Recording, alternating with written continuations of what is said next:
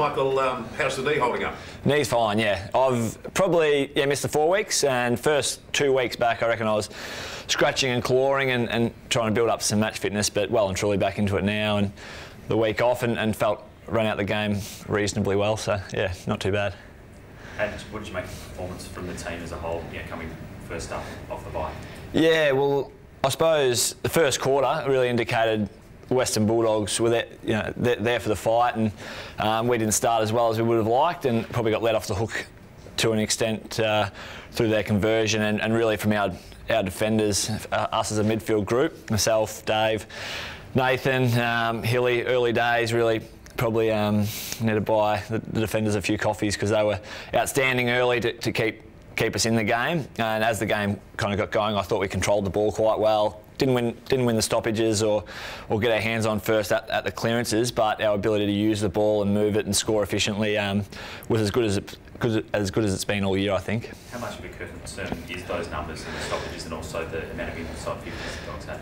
Well, I think before this week, as a team, we were ranked 1 for clearances, so it was a bit of an aberration on the weekend, but probably our weakness, or one of our Achilles' heels this year, has been our ability to move the ball efficiently and put a really good score on the board. And I think this week it was the reverse. Like, we didn't get our hand on the ball at the stoppages as much, but our ability when we had the ball and turned the ball over to use the ball efficiently and get it in the good ball users' hands, like Hilly and Michael Johnson, Paul Duffield, was top. Top class. I think that we only had 40, mid 40 inside 50s and converted quite well. You wary at all of Adelaide? They've been a little bit bouncy in terms of their form this year. Always. They're a team. We've had some really good contests against. I still have nightmares about Tex Walker kicking one from the grandstand in that semi-final a few years ago. And even last year we played them in the wet at Amy Stadium, and it was a single-digit win for us. And later in the year again, it was a real arm wrestle right till the end, and we were able to get the chocolates again. But they're a team that I think is really building. Their midfielders, Rory Sloane, plays with a lion heart, and Dangerfield on his days is nearly the best in the competition. To get them going, so their team drivers are as good as any in the competition, and we know, we're armed and ready for what's coming. So you get the sense they're probably a lot better than their record suggests. So. Absolutely, yes, yeah. They're a team on their day, and I think since their 2012 preliminary final performance have been up and down, but we're under no illusions of as when they're at their best and up and going, that they're as good as any in the competition. But the way Zach Clark's going at the moment, that's an absolute bonus for you, isn't it? Yeah, I think so. And Clarkie's a player we've really seen develop an amazing amount over the past few years. But this year, I think the consistency in performance has been really good, and that's all we ask from him. Is we don't expect him to go out there and kick 4 goals a week and take 10 marks. We just expect him to compete, and that there's some areas that he's struggled with a little bit in the past, going back last year, the year before, to string week after week. And this year, of our 10 games, I think he can really tick off his effort for majority of those 10. Yeah, because a lot of people would suggest he was close to BOG. Absolutely. When he's running and jumping at the ball, like watching a few of the highlights of the game, when he's running and jumping at the ball like he did on the weekend, I suppose that basketball background, that real agile nature that he possesses, brings a bit of X factor for our group, and his ability to run as well as any of our midfielders gives us some extra legs end to end as well.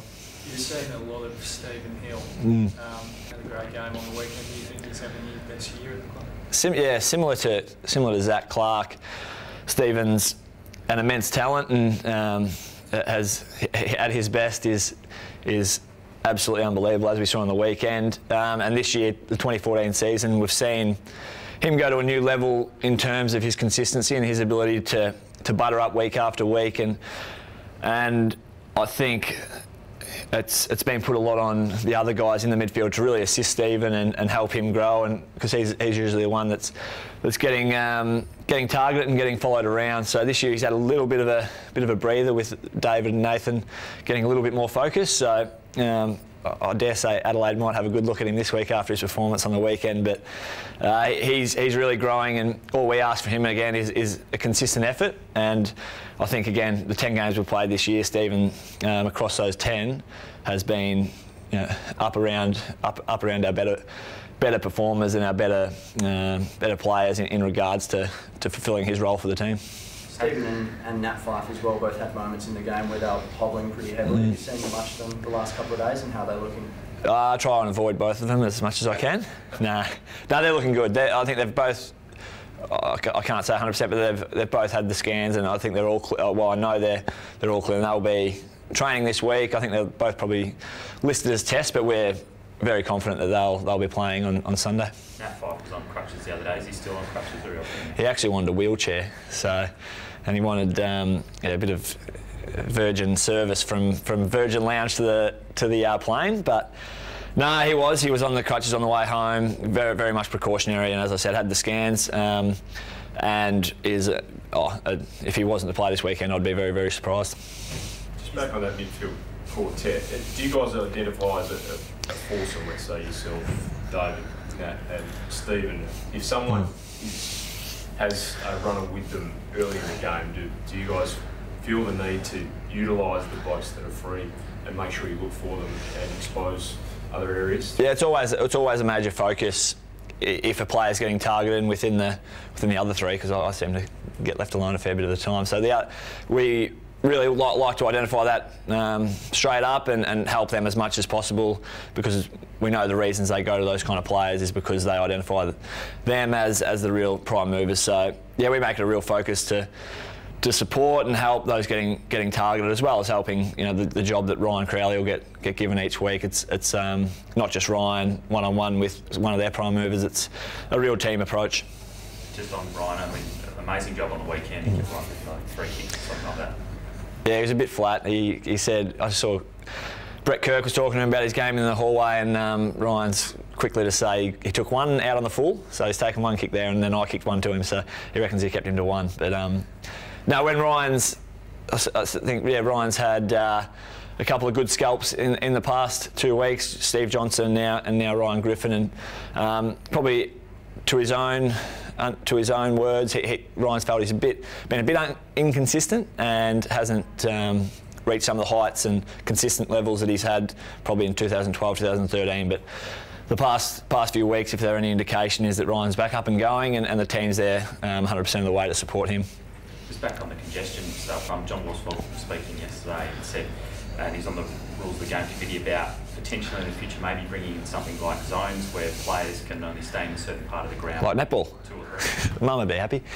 I hope not. Yeah, I didn't know that at all, but it's been like that for a fair portion of the past few years, and I think some teams implement the congestion and the clutter a bit more than others. So, but I think it's the greatest game in the world, and I think the less we kind of touch and tamper with it, the better. Can it get too congested at times, just with the amount of players around the footy? I wouldn't think so. No, I'm quite happy with it. Sounds like you don't like the idea of being restricted in where you can and can't go. Is that fair to say? Oh, absolutely. Yeah, I think it's as I said, it's a unique game where there's no rules where you can stand on the field, or where you can, like soccer, the offside rule, netball, the zones you can and cannot enter. I mean, as I say, it's the greatest game in the world, and the more we maintain its originality and its ability to have 18 on 18 competing at any one time is for the good of the game, I would imagine. We probably haven't seen the team best since that round 1 win against Collingwood. As a squad, do you want to put together some of your best footy either this week or the next month, or is it just okay with wins? Yeah, well, Ross is a big one to acknowledge. At times we'd rather.